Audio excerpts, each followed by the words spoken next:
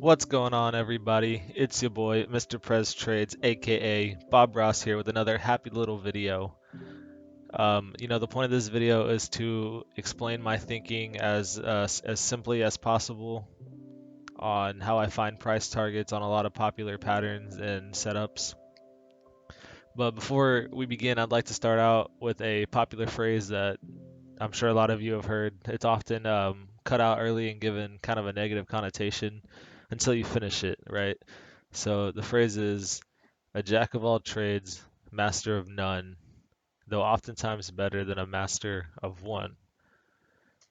So, there's going to be a few simple ways that I determine some of my price targets. I don't just use one or two um, different ways, right?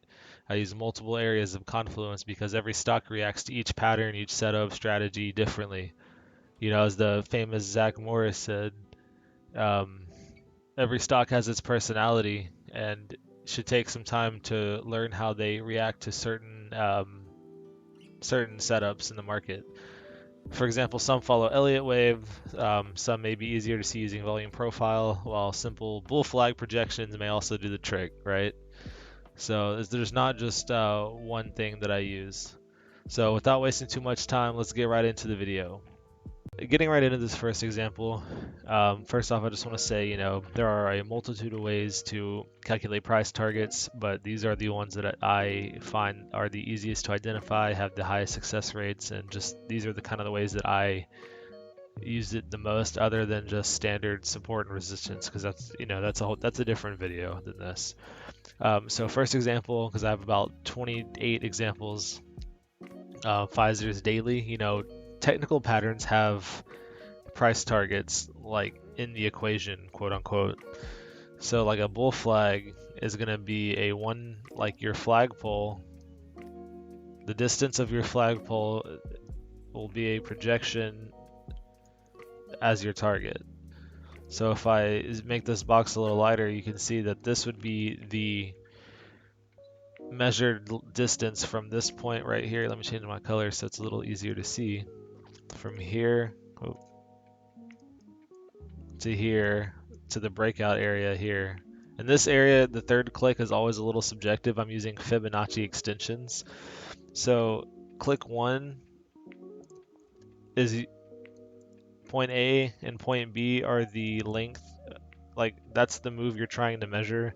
And click number 3, point C, just projects that distance onto wherever you're clicking. So this projects the 1-to-1 bull flag ratio very easily. So I use this for a lot of different flag setups and pennants, stuff like that. So as you can see, this one, if you were to enter long on the breakout and use the fib extension to classic technical target, then you netted a pretty good return on this trade. All right, number 2, we got apps weekly bear flag with a fib extension. So this is the same thing but reversed, right? So technical target for a bear flag, same as a bull flag.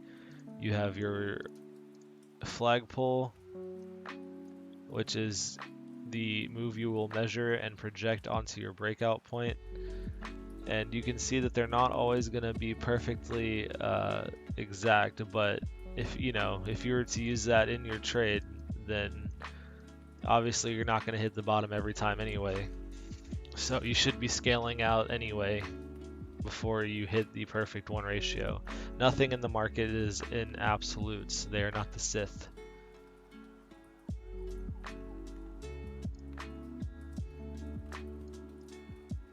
Alright, so example number 3, we got another bull flag on the QQQ monthly. And you always have to remember too, the context of your time frame is so important. So if you see a bull flag on a monthly chart, A, it's going to be a very strong breakout if it does materialize, but B, you also have to realize a monthly chart might also see 3, 4, 5 candles of consolidation before it fully launches. That's like almost half of a year.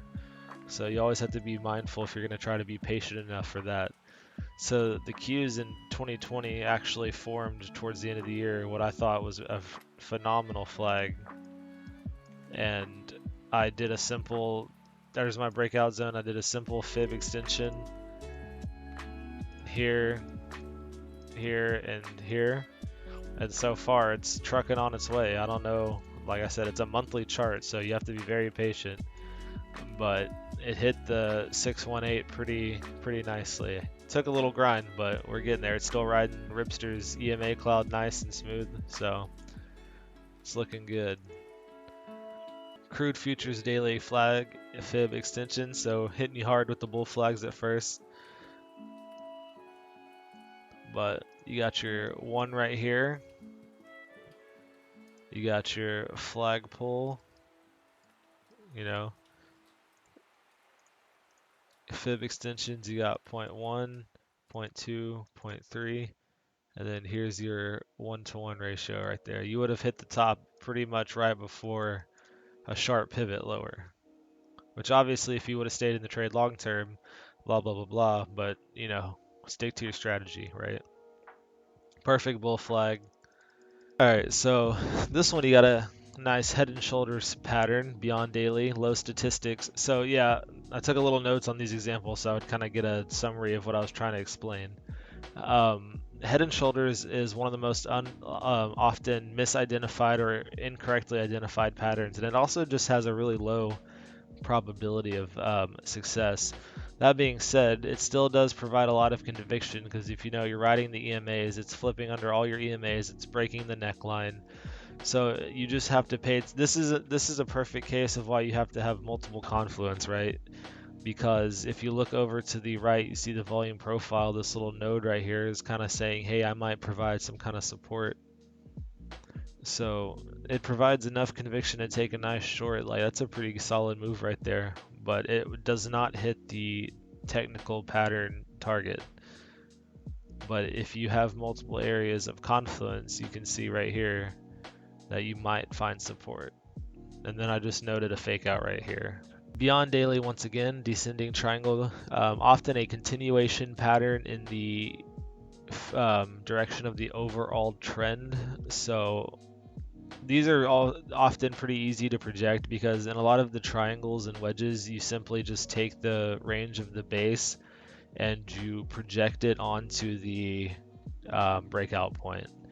And that's not to say you're not going to always like miss some gains, because if you sell right here, you know you are leaving some on the table, but you know once you get your bag, you get out. That's not to say you can't always get back in, get back out. But if you're trading, if this is the strategy you chose to trade, anything other than selling here is breaking your strategy and could result in you losing some money. So, you know, it's just discipline at that point, right? Yeah, that leads into the next example perfectly. Technical targets may miss your total move, but helps prevent greed. Notice wick when hitting the target.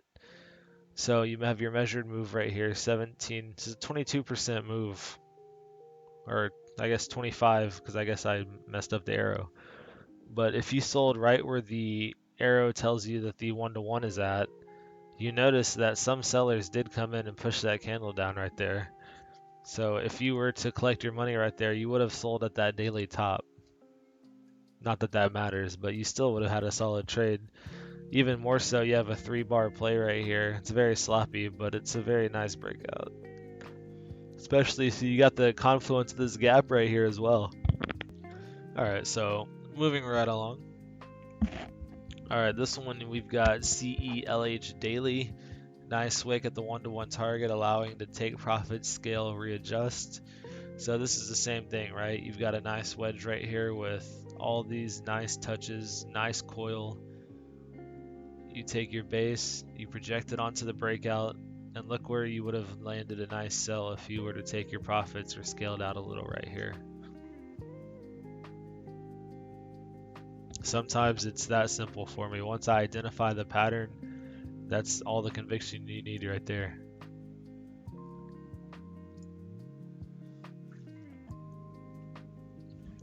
Alright, moving along, we got space right here with a speculative price target. This one right here, use targets plus confluence of other tools, volume profile, clouds.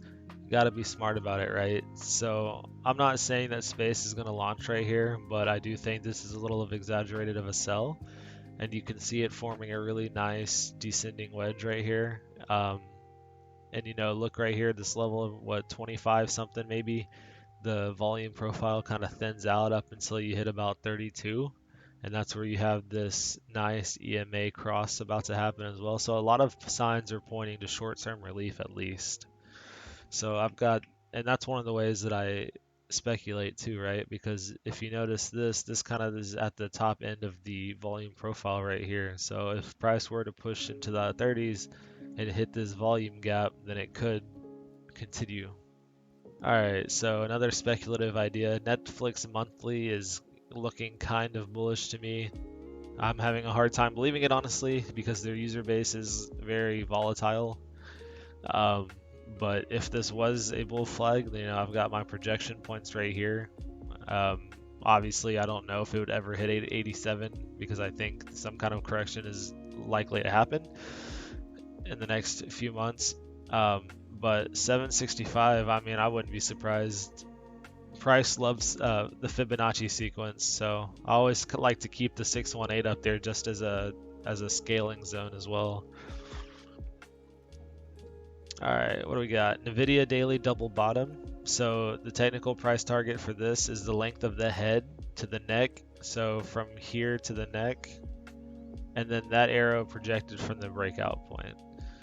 So Nvidia might push next week again and complete that one-to-one right there. And if you did take that trade on the double bottom theory, then you are up pretty nicely. So there could have been 100 other, this could have just been a double top break or, whatever. The volume profile also thins out over here to the right too. So there are always different ways to identify a move. You just have to find what works best for your strategy, which sounds cliche. Gold miners ETF, GDX probably, I want to say. Nice descending channel. Same thing, right? I just took the base of the channel, projected it on the breakout, and it gives you enough conviction for a nice long. This was another instance where it didn't quite hit the one-to-one because you can see the volume profile gets kind of thick right here. So I had a little trouble pushing, but using GDX again, we got a double bottom on the weekly. So, you got the head to the neckline, project that up. You have a nice long from there. Crosses the EMA. Didn't get the volume profile in this one, so I'm not quite sure what that one was doing. So, trucking along. So now we're on GLD daily gold. This is another simple bull flag break right here. This could be a wedge, but the base would have been kind of small, and you have a really nice flagpole right here. So the one-to-one on that, boom, you get a nice retest right on that one-to-one. And if you were to hold into the close this day, waiting for that to be pushed, kind of greedy, but you could have landed a lot more on top of that trade as well. But it's a simple one-to-one bull flag right there, in my opinion. I'm not a professional, right? So measured base or volume profile assisted in locating a higher probability trade opportunity up to VWAP. So this is basically just saying you could either take the base of this wedge right here, which still lands you a nice VWAP trade, or you could have waited until this volume profile node right here was punctured and sold into this cluster right here, which I talk about a ton in one of my other videos that I recommend you checking out if you are not that familiar with volume profile. I didn't include a ton of volume profile examples in here, but I did throw in a few. So, like I said, there's multiple ways to find confluence to find these price targets. So as soon as it punctured this profile right here, your immediate volume gap shows you that you have some supply in this zone right here. That's a solid trade. That's like 270 to basically 293, maybe, eyeballing it. We got FedEx daily. Notice how measured moves don't always hit exact. Use your other tools to add confluence probability. Notice how that node on the profile has held support multiple times now within a millimeter of the quote-unquote arrow. Right, so you have a bearish wedge triangle, doesn't matter. It's a bearish consolidation coil. So you take the range, you project it. The volume profile, I mean, kind of agrees with it, right? You sell off into supply and it rejects back into this. But this node right here, it's starting to catch support. So after, this is like 2 weeks of action, just get out of the trade. There is zero sense waiting for another 4 or 5 points when you've already collected, 25 to 30. That's just ridiculous. This is the only Elliott wave example that I have in this because I know Elliott wave is a whole different can of worms, but one of the most in-depth Elliott waves that I ever did was the IWM, and for the most part it worked out. I think my wave 5, I don't know if it ever came. I haven't checked on it in a long time, honestly. I kind of forgot about it. But I charted it up until this one right here. So the 2, 3, and 4 were pretty much on the money, and it's been one of the best like practicing tools for Elliott wave that I've come across. All right, trucking right along on example 18. DocuSign, we have a daily inverse head and shoulders. I definitely wanted to make sure to get one of these. Definitely looks like a cute little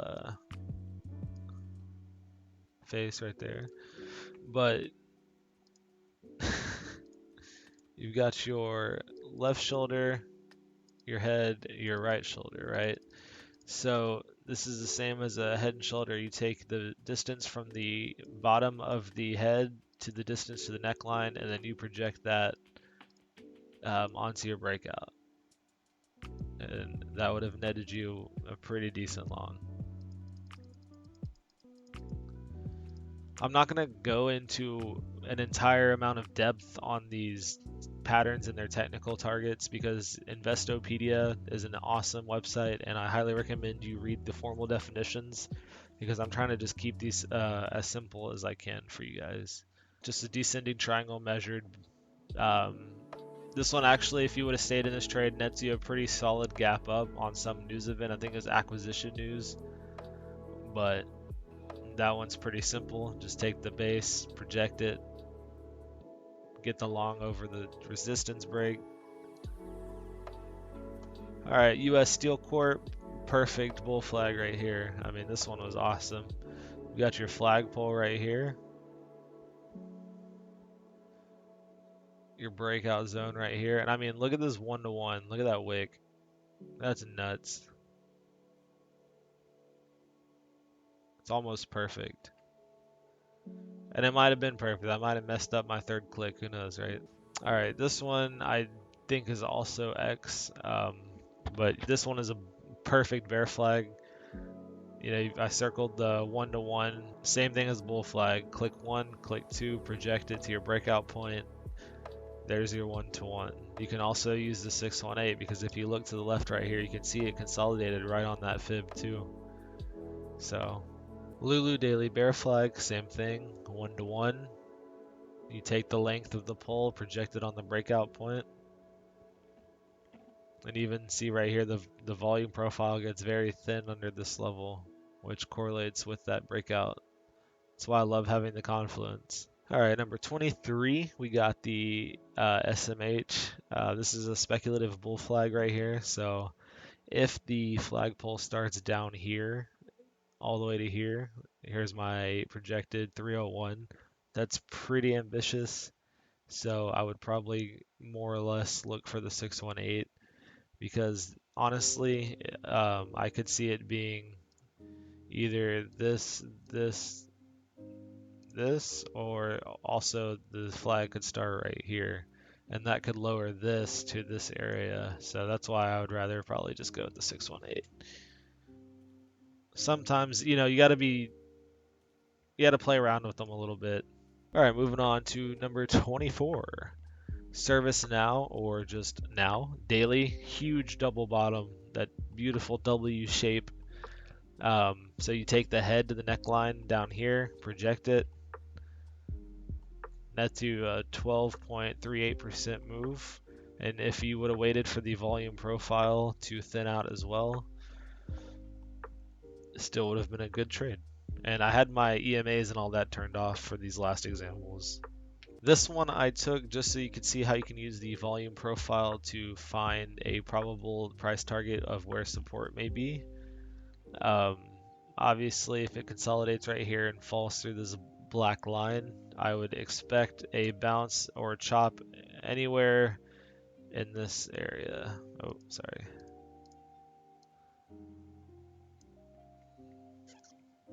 I usually do the first and second of the incoming volume profile, if that makes sense. That's the top of the demand. And then sometimes you see your candles like do this where they dip down into it. All right, number 26. Lockheed Martin. This is the same thing where you can see their volume profile provide you a likely area of support. You've got a nice volume gap right here where it thins out very nicely. So if this were to sell off, I would expect it to find a bounce somewhere in here. All right, intraday Starbucks 2-hour descending wedge triangle doesn't matter. Measured base projection on breakout or use volume profile to provide profit taking opportunity. So this is the same thing, right? You take the measured move 10.24%. Oh, and I guess I messed it up over here. 9.9. But it still would have, honestly, if you would have waited, you would have hit a second gap up. But you also could have used the volume profile right here and had a nice little profit take opportunity, just your stop loss, whatever you want to do. This one was a really nice trade. It bounced off the VWAP when it came back down to retest, confirmed the long, and kept going. This one was pretty nice, but you can see how it followed that measured move pretty nice as well. Alright, example number 28 as we begin to wrap up the video. One of the last ones that I wanted to mention was using a previous pivot point as a possible price target as well. As you can see on TWLO daily, you have this pivot right here. And if you were to get in long on this range down here, this consolidation, and you're like, well, I'm not sure where to put my price target, you have your point of control right here, so your volume profile complements it, but you also have this pivot zone, and so I would take my profit as we approach that secondary pivot, which, as you can see, as soon as they popped up into that supply, it sold off a little bit. So all right, guys, well, that pretty much does it for me, so just to summarize, most of your triangles, even your symmetrical triangle, right? Like you just take the base and you project it either direction. So I recommend you go to Investopedia, learn your patterns, learn how to identify how you take the price targets, and just go back into your charts and project them, and just measure your moves on your own and see what gives you the most confluence in your moves. If you've decided to stay this long, I'm gonna go ahead and throw in a shameless plug.